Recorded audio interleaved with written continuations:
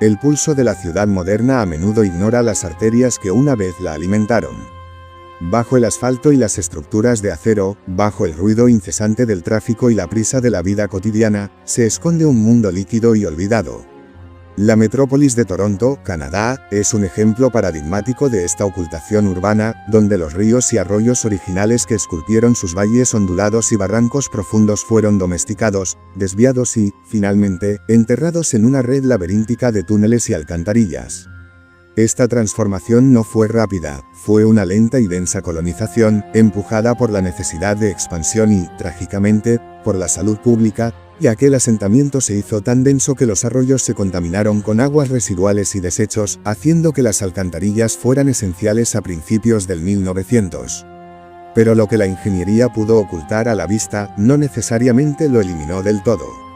Las vías fluviales que alguna vez penetraron en el centro de Toronto aún existen, redirigidas y confinadas bajo tierra.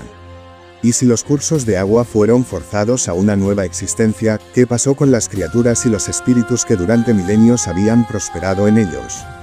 Las tribus algonquinas de Canadá hablaban de seres peludos, parecidos a hombres, que habitaban estos ríos. Se escondieron simplemente, o fueron sepultados junto con sus hogares líquidos, esperando en la oscuridad el momento de emerger. Esta es la pregunta que nos atormenta hoy, mientras nos adentramos en los rincones olvidados de una ciudad que sepultó su propia historia natural. Bienvenidos a la mirada del vigilante.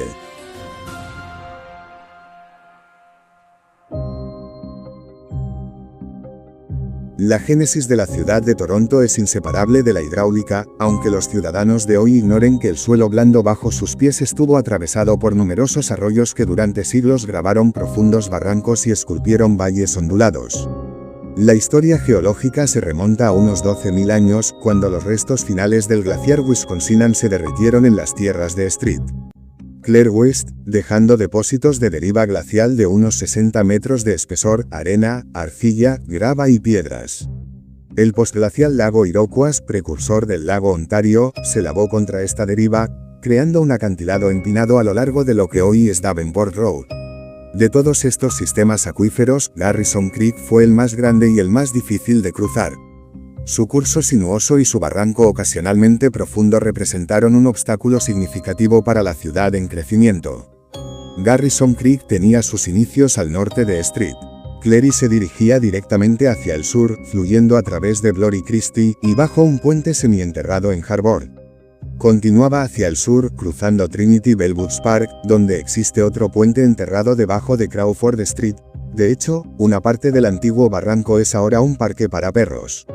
El arroyo desembocaba en la bahía de Toronto, cerca de Bathurst y Fort York Boulevard, y recibió su nombre precisamente porque entraba en el lago Ontario al este de Fort York, la guarnición militar de la región, y su desembocadura para el amarre de pequeñas embarcaciones. Pero el crecimiento implacable de la ciudad y la contaminación lo condenaron, y a mediados de la década de 1920, Garrison Creek estaba completamente enterrado. Este entierro, sin embargo, no fue total, ya que, como descubrirían los primeros constructores de ciudades, es bastante difícil borrar por completo un río. Hoy, muchos de los arroyos y ríos están bajo tierra, dentro del sistema de alcantarillado de la ciudad. Esta transformación no solo alteró la geografía, sino que también desafió la mitología ancestral. Mucho antes de que Toronto se convirtiera en una ciudad de 3 ríos, Don, Humber y Rush. Las tribus algonquinas conocían a los ocupantes más misteriosos de estas vías fluviales, los Memewesi. Los Memewesi son descritos como pequeños espíritus del agua que habitan en los ríos o riberas. Generalmente se les considera criaturas benignas. No obstante, si no se les muestra el debido respeto, pueden mostrarse maliciosos, descarrilando canoas o robando objetos. Su apariencia es tan curiosa como variada, dependiendo de la tradición algonquina. La mayoría de las veces se les describe como del tamaño de un niño y peludos. Tienen cabezas grandes y una voz extraña que suena como el gemido de una libélula. Mientras que los Cree e Innu los describen con caras estrechas, algunos narradores Menominee dicen que carecen de narices. A veces se piensa que su nombre, que algunos creen que proviene de la palabra Ojibwe para peludo, Memi, está relacionado también con la palabra mariposa, Memengwaa. Los Memewesi son artistas misteriosos, conocidos por tallar símbolos en las rocas y pequeñas canoas de piedra para su propio uso. Aunque en algunas tradiciones ojibwes solo pueden ser vistos por niños y curanderos, en otras, pueden aparecer ante cualquiera y pueden ofrecer ayuda a los humanos que les dan ofrendas, como tabaco. La pregunta que resonó en el aire frío de 1978, cuando una criatura fue avistada en un túnel subterráneo, fue inevitable. ¿Fueron los Memewesi, los habitantes del río peludos parecidos a hombres, también enterrados y obligados a prosperar en estos túneles subterráneos cuando Toronto enterró muchos de sus sistemas fluviales? Esta confluencia entre la leyenda y la moderna infraestructura de alcantarillado establece el escenario para uno de los encuentros crípticos más enigmáticos de la historia de Toronto. El telón se levanta en un cálido día de verano, en agosto de 1978. Ernest, un hombre de 51 años de voz suave, vivía cerca de Parliament Street. Él y su esposa, Barbara, estaban criando una camada de gatitos cuando uno desapareció. Fue en la búsqueda de este pequeño felino que Ernest se encontró, sin buscarlo, con la abertura de una cueva oscura, ubicada en la parte inferior de un pasillo estrecho entre su edificio y el de al lado. Armado únicamente con una linterna, Ernest se arrastró aproximadamente 10 pies hacia el interior. Lo que vio en esa oscuridad lo cambiaría para siempre. Vi una pesadilla viviente que nunca olvidaré, declaró. Se encontró con una criatura de origen desconocido. La descripción que proporcionó Ernest a los periodistas del Toronto Sun, quienes más tarde lo localizaron tras enterarse de la experiencia por un contacto confiable, fue detallada y angustiosa. El monstruo era largo y delgado, casi como un mono, 3 pies de largo, dientes grandes, que pesaban tal vez 30 libras con pelaje gris pizarra. Sin embargo, lo que realmente atormentó a Ernest y se grabó en su memoria fueron los ojos, naranja y rojo, sesgados. Lo más aterrador de todo, la criatura le habló. Con una voz siseante que Ernest juró que nunca olvidaría, le dijo, vete, vete. Tras la advertencia, la criatura despegó por un largo túnel a un lado. Ernest salió del agujero tan rápido como pudo, temblando de miedo.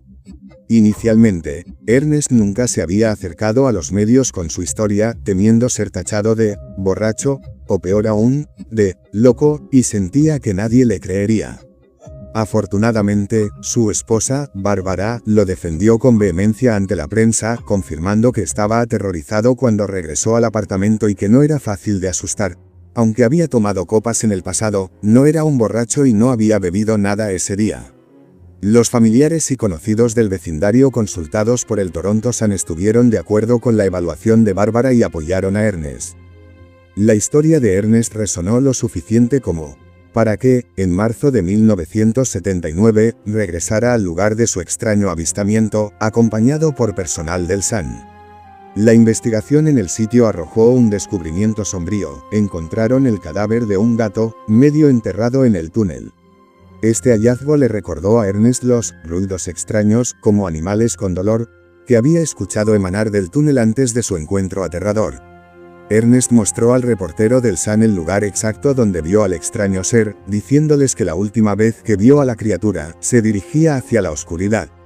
Se especuló que el túnel descendía muy rápidamente y recorría un largo camino hacia atrás, lo que sugería que, de hecho, conducía al sistema de alcantarillado y que la entrada junto al apartamento de Ernest era un punto de acceso utilizado por la criatura a la superficie.